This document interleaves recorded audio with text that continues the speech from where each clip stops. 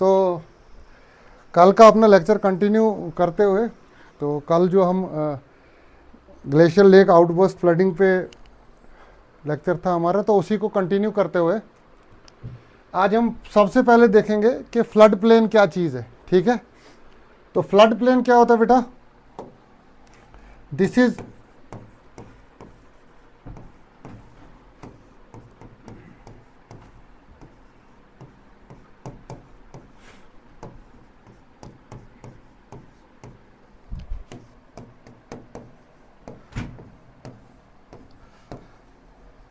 Flood plain हम बोलते हैं, this is reach of river water at the time of flood.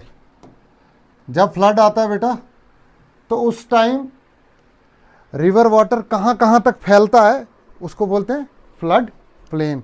मैं इसकी एग्जांपल ऐसे देता हूँ आपको, जैसे आप मान के चलिए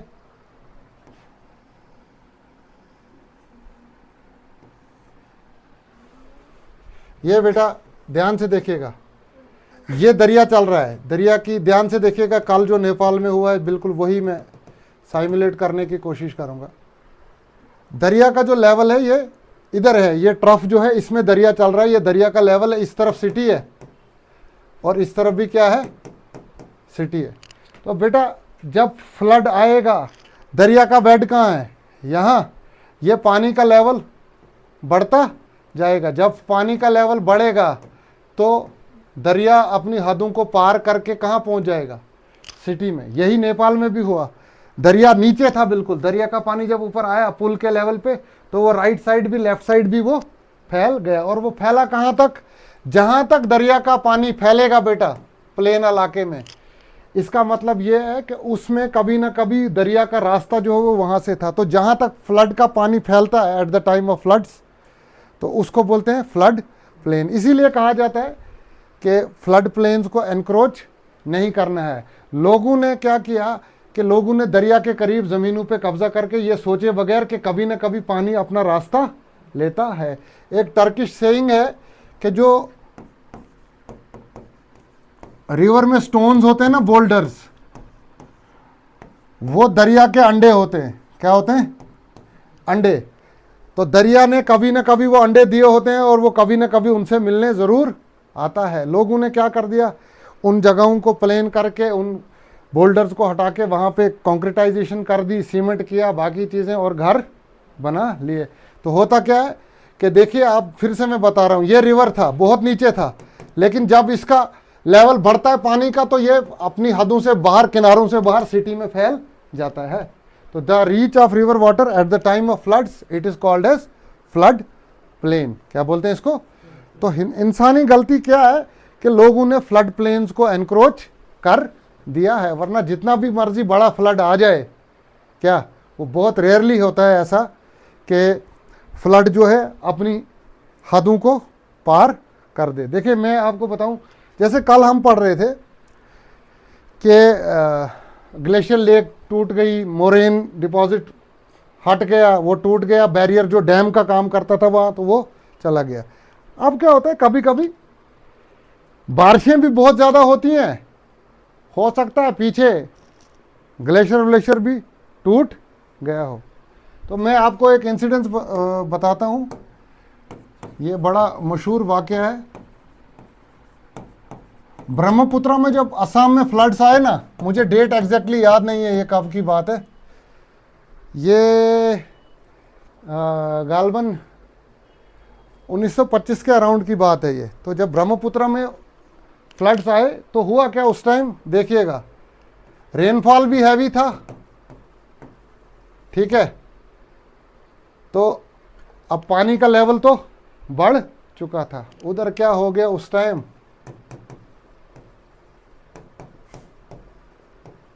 साइमल्टेनियसली रेनफॉल था, पानी चढ़ा हुआ था, अर्थक्वेक भी आ गया। क्या आ गया? अर्थक्वेक। अब जब अर्थक्वेक आया, अर्थक्वेक इतना पावरफुल था कि जो ब्रह्मपुत्र का बेड था ना, वो राइज हो गया। ये सुनने वाली बात है। ब्रह्मपुत्र का जो बेड है, पानी के नीचे जो बेड है, अर्थक्वेक इतनी खतरनाक टेक्टोनिक एक्टिविटी हुई कि ब्रह्मपुत्र का जो बेड था बेटा, जो ब्रह्मपुत्र का बेड यहाँ था, ये लोएस्ट पॉइंट था। बेड पता है ना, पानी के नीचे जब लास्ट पे जहां मिट्टी होती है, वो अर्थक्वेक के कारण बेड जो है वो 5 के 6 फुट ऊपर, तो उसने उस पानी जो चढ़ा हुआ था ऑलरेडी उसको और बाहर फेंक दिया, तो उससे बहुत मैसिव स्केल की डिस्ट्रक्शन हुई। आप समझ रहे हो मेरी बात कि नहीं? ठीक है। अब कल वाला जो एपिसोड हुआ है उसमें अब एक नया एक डर पैदा हो गया है।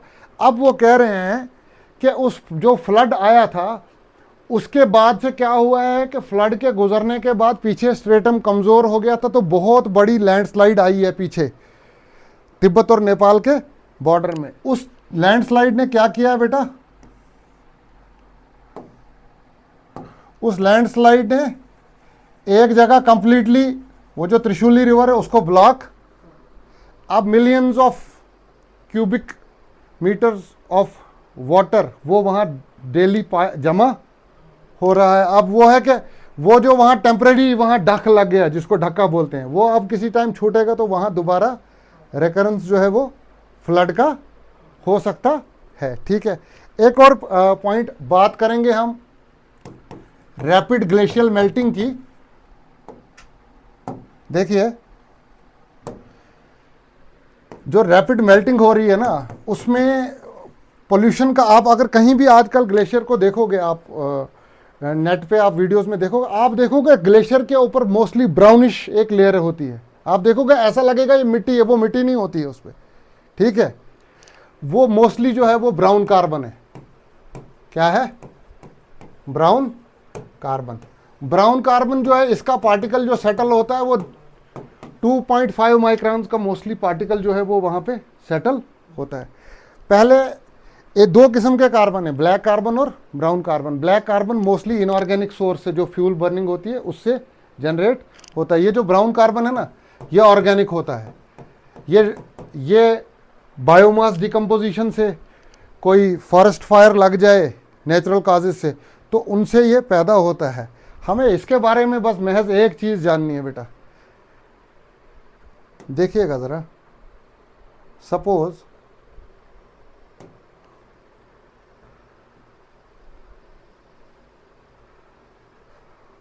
सॉरी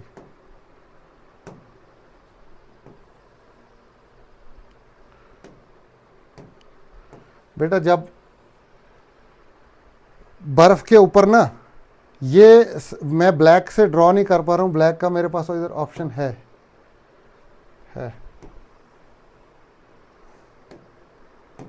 बेटा ये ब्लैक कार्बन बैठा है बर्फ पे, उसके ऊपर से किसकी परत चढ़ जाती है? Brown carbon. इस ब्राउन कार्बन जो है, ये ब्राउन कार्बन एक शेल का काम करता है। वो शेल क्या करता है? कन्वर्ज करता है, लाइट की रेज को कंडेंस करता है, लेंजिंग जिसको बोलते हैं। क्या बोलते हैं? आपने 10th में पढ़ा होगा, जो रिफ्रैक्शन होती है उसके कारण वो कन्वर्जेंस होता है रेज का, वो एक ही जगह वो। तो वो जो सन रेज की ब्राउन कार्बन क्या करता है बेटा? ब्राउन कार्बन जो होता है ये लेंजिंग करता है। मींस इंटेंसिटी जो है ना सनलाइट की, सनलाइट को ये कंसंट्रेट करता है, ज्यादा तेज करता है, वो ज्यादा कंसंट्रेट होके अंदर। अब देखो ना बेटा, ये बर्फ का पार्टिकल है, ये किसका पार्टिकल है? इसके ऊपर एक लेयर ब्लैक कार्बन की है, दूसरी लेयर कौन सी है? ब्राउन। ये ब्राउन कार्बन लेंजिंग करता है लाइट की। लेंजिंग का मतलब, आपने मैग्नीफाइंग ग्लास देखा है जिससे ऐसे देखते हैं, कभी कभी कागज के ऊपर सूरज की तरफ वो रखे तो वो कागज के ऊपर फोकस करते हैं, वो लाइट का डॉट सा बनता है, वो कागज को जला। तो वही फिनोमिना यहाँ ब्राउन कार्बन की वजह से हो रहा है, तो जिससे ग्लेशियर्स की जो मेल्टिंग है, वो मेल्टिंग रेट जो है वो काफ़ी ज़्यादा तेज़ हो चुका है। ठीक है। तो होपफुली आपको ये थोड़ा बहुत समझ है। हाँ, दूसरी एक और बात, अगर देखा जाए कि एक टिकिंग बॉम्ब के ऊपर ही बैठे हैं जो डाउनस्ट्रीम लोग हैं ना हिमालयाज़ में। जैसे हिमालयाज़ में बेटा एस्टिमेटेड 7500 ग्लेशियल लेक्स हैं और 15,000 ग्लेशियर। आप इमेजिन करो 15,000 ग्लेशियर हमारे इंडियन हिमालयाज़ में। ठीक है। तो अगर ये फट गए तो फिर अब देखें, एक इसमें एक और एडिड रेस्पॉन्सिबिलिटी है। जो हाइड्रो पावर प्रोजेक्ट्स बन रहे हैं ना, होता क्या है बेटा, ऐसे जो अगर दरिया का पाथ है ना, ऐसे ऐसे हाइट से वो आता है ना, ऐसे चलता है, तो जो ऊपर है वो हाइड्रो पावर प्रोजेक्ट बनाएगा, तो नीचे की स्टेट्स जो हैं या कंट्रीज जो हैं, इनको बोलते हैं core riparian countries. Core riparian, core riparian का मतलब है जो सेम रिवर शेयर करते हैं।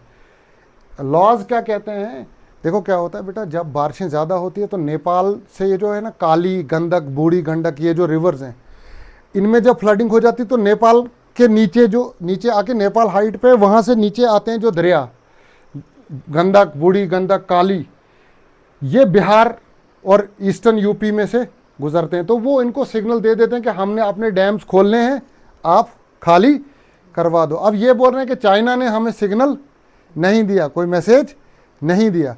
बेसिकली चाइना के वो गेट खोलने वाली बात तो थी ही नहीं, क्योंकि वो ग्लेशियर लेक आउटबर्स्ट हुआ था।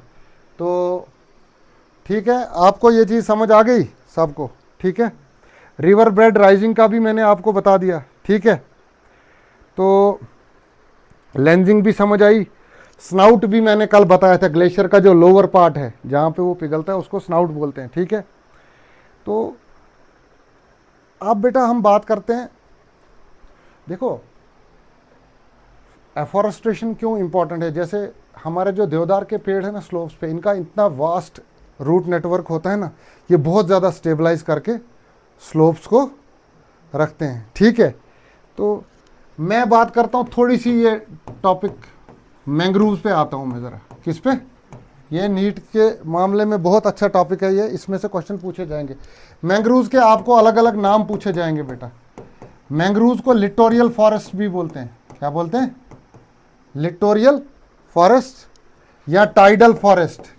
कौन से फॉरेस्ट बेटा? Tidal forest.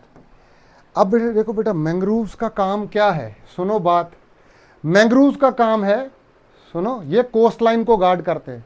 किसको गार्ड करते हैं? तो मैंग्रोव्स जो है, समझ लीजिए आप, ये कोस्ट लाइन है, इसके आगे शहर है, अंदर है, तो मैंग्रोव्स जो है वो, ये कोस्ट लाइन है, यहाँ पे मैंग्रोव्स, यहाँ ऐसे दिखा दूं मैं, ये मैंग्रोव्स जो है ये एक दीवार का काम करते, ठीक है। मैंग्रोव्स के बारे में कहा जाता है दे एक्ट एज अ बुलवार्क। वार्क है, वर्क नहीं है। ये एक दीवार का काम करते हैं against cyclones and tsunamis. Cyclones and क्या? साइक्लोन्स और सुनामीज के अगेंस्ट ये दीवार का काम करते हैं। उनको ये समुद्र के किनारे के अंदर आने नहीं देते हैं। तो कुछ पिक्युलर फीचर्स हैं बेटा, इसमें से क्वेश्चन आता ही आता है। कौन कौन से प्लांट्स होते हैं जो मैंग्रोव्स में आते हैं? आपको पता है? एक दो के नाम पता है? बताओ। हाँ आप बताओ। ये माइक में नहीं आएगा ना, माइक मुझे लगी है बेटा। सोनर्शिया, हेरिटेरिया, राइजोफोरा, ये सारे नाम याद रखने हैं, और एविसीनिया। ये 4 स्पीशीज हैं जिनको हम मैंग्रोव्स मानते हैं। मैंग्रोव फॉरेस्ट में ये 4 स्पीशीज लगी होती हैं। ये सोनर्शिया है बेटा, सोनर्शिया, सोनर्शिया, ठीक है, सोनर्शिया। तो इनमें से सुंदरी ट्रीज मैक्सिमम जो होते हैं, सबसे ज़्यादा पॉपुलेशन किन की होती है? सुंदरी ट्रीज की। अब बताना है, आप खुद ढूंढ के मुझे जवाब में लिखिएगा कि इन 4 में से सुंदरी ट्रीज किनको बोलते हैं। अब सुनिएगा, इनके कुछ पिक्युलर फीचर्स है, सुनना मेरी बात। इंटरटाइडल जोन में होते हैं ये। कहाँ? इंटरटाइडल जोन में, ठीक है। तो एस्चुरी पता है किसी को क्या होता है? ये इनकी पिक्युलरिटी क्या है? ये बोथ फ्रेश और सैलाइन वाटर दोनों को टॉलरेट करते हैं। ये फ्रेश वाटर को भी बर्दाश्त कर लेते हैं और सैलाइन वाटर को भी बर्दाश्त कर लेते हैं। और इनका ना एक बड़ा एक्सटेंसिव रूट सिस्टम होता है जिनको स्टिल्ट रूट्स बोलते हैं, जैसे मक्की में होती है ना, मक्की के पेड़ में ये ऐसे, ये इनको बहुत फर्मली नीचे एंकर करके रखते हैं। कौन सी रूट्स होती हैं बेटा इनमें? स्टिल्ट रूट्स, ठीक है। और इनकी खासियत क्या है बेटा? इनकी एक खासियत ये भी है कि इनमें जो इनकी रूट्स होती हैं बेटा, वो पानी से बाहर निकली हुई होती हैं, तो उनको बोलते हैं नेगेटिवली जियोट्रॉपिक, क्योंकि वो ज़मीन की तरफ नहीं होती हैं। वो कहाँ होती हैं? कुछ स्पेशल रूट्स इनमें इसके अलावा, स्टिल्ट रूट्स के अलावा होती हैं जो पानी की सतह से बाहर निकली होती है। उनमें छोटे छोटे छेद भी होते हैं, टू ब्रीद एयर, वो हवा से सांस।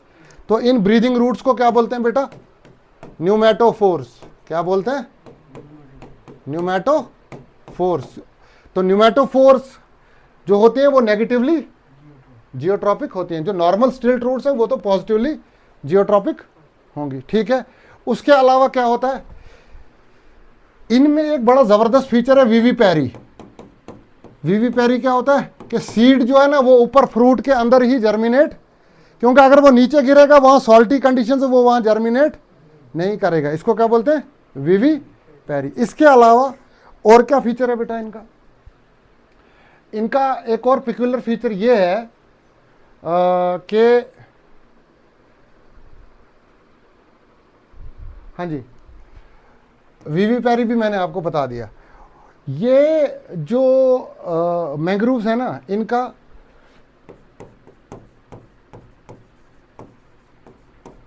हैवी मेटल फिल्ट्रेशन का काम है।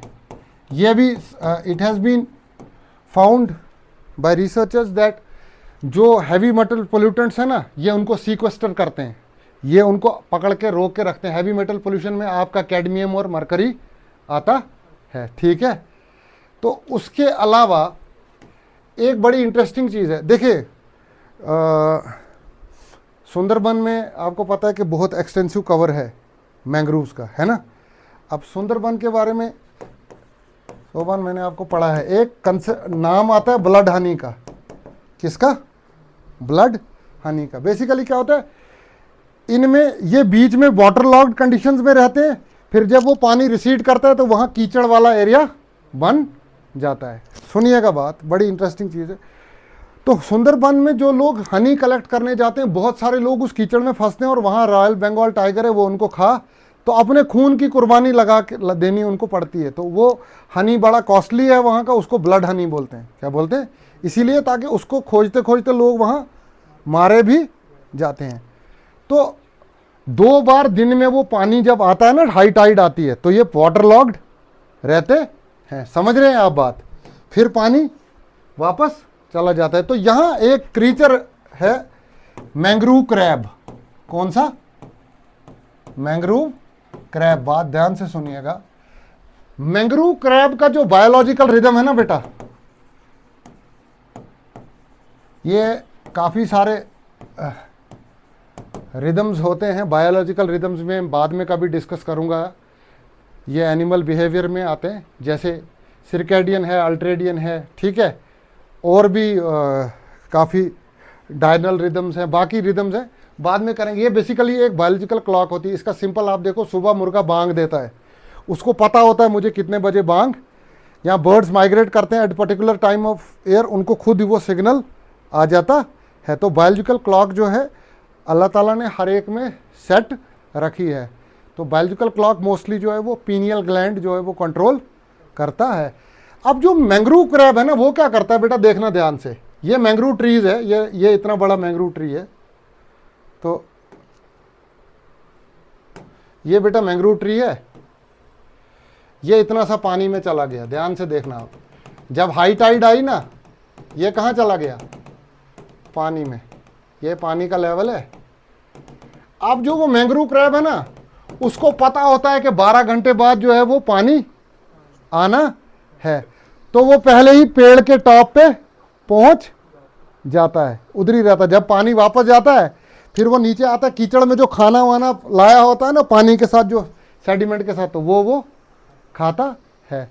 तो ये मैंग्रोव क्रैब की जो है वो पिकुलैरिटी है, ठीक है, आप समझे बात। और मैंग्रोव्स जो हैं, मैंग्रोव्स में काफ़ी ज़्यादा जो अपने it is under threat by pink revolution. कौन सा रेवोल्यूशन? प्रॉन कल्चरिंग के लिए ना, प्रॉन्स को पालने के लिए लोगों ने मैंग्रोव्स काटे, वहाँ पॉन्ड्स वगैरह बनाए प्रॉन्स काटने के लिए। तो पिंक रेवोल्यूशन के कारण जो है वो मैंग्रोव्स जो है अंडर थ्रेट हैं। आप समझे बात कि नहीं समझे कुछ बात है? ठीक है, तो ठीक है, एक और पॉइंट सुन लीजिए आप, बस फिर लेक्चर को कंक्लूड करेंगे। आपने कोरल रीफ्स के बारे में तो सुना होगा, हैं? कोरल रीफ्स के बारे में सुना है किसी ने? These are called rain forest of the ocean. क्या बोलते हैं इनको? Rain forest of the ocean. Because यहाँ बायोलॉजिकल प्रोडक्टिविटी जो है वो बहुत ज़्यादा होती है। Coral reefs are also called as rain forest of the ocean, ठीक है। तो मुझे लगता है आज का लेक्चर काफ़ी है।